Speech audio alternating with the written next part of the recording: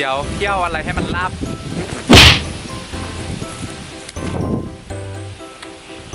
เหมือนฝนจะตกเลยนะครับตอนนี้เฮียให้คุณได้เที่ยวอะไรดีๆหน่อยไม่ได้หรอโอ้เหมือนฝนจะตกเลยเฮ้ยหักเลยอ่ะกิ่งนี้อ่ะเปล่านะไม่ได้ทำหักเอง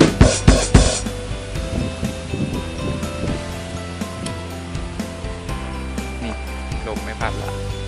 เดี๋ยวถ่ายรูปก่อนนะ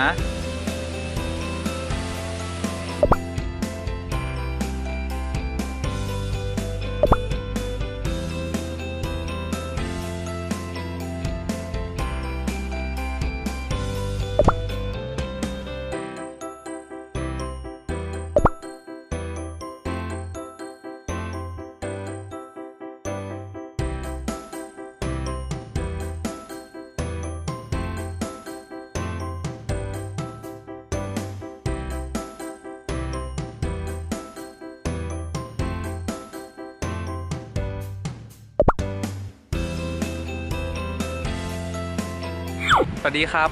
ตอนนี้นะครับเราก็มาเดินตรงถนนที่มีต้นไม้เยอะๆอ่ะไม่รู้เขาเรียกชื่ออะไรเป็นอย่างนี้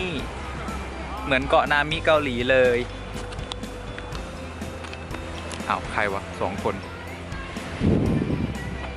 หันไปมองหน้าเขาอีกประมาณนี้อันนี้บริเวณโดยรอบ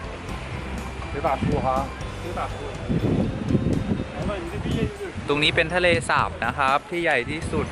ในนี้ในเมืองอู่ฮั่นฝนตกด้วยเบาๆไม่เคยทำอะไรแล้วราบรื่นสักที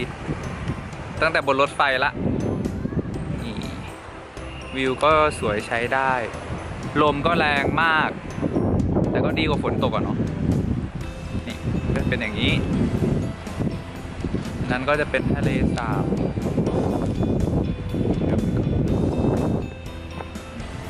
เดินต่อกันเถอะ I just want to see you smile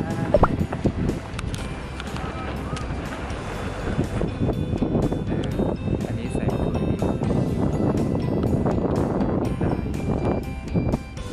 ถ้าใครอยากมาก็มาเลยนะครับอู่ฮั่น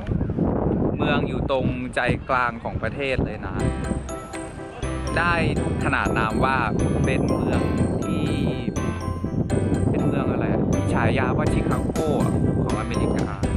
แต่ว่าไม่เหมือนหรอก โอเคเดี๋ยวถ่ายรูปต่อก่อนบ๊ายบาย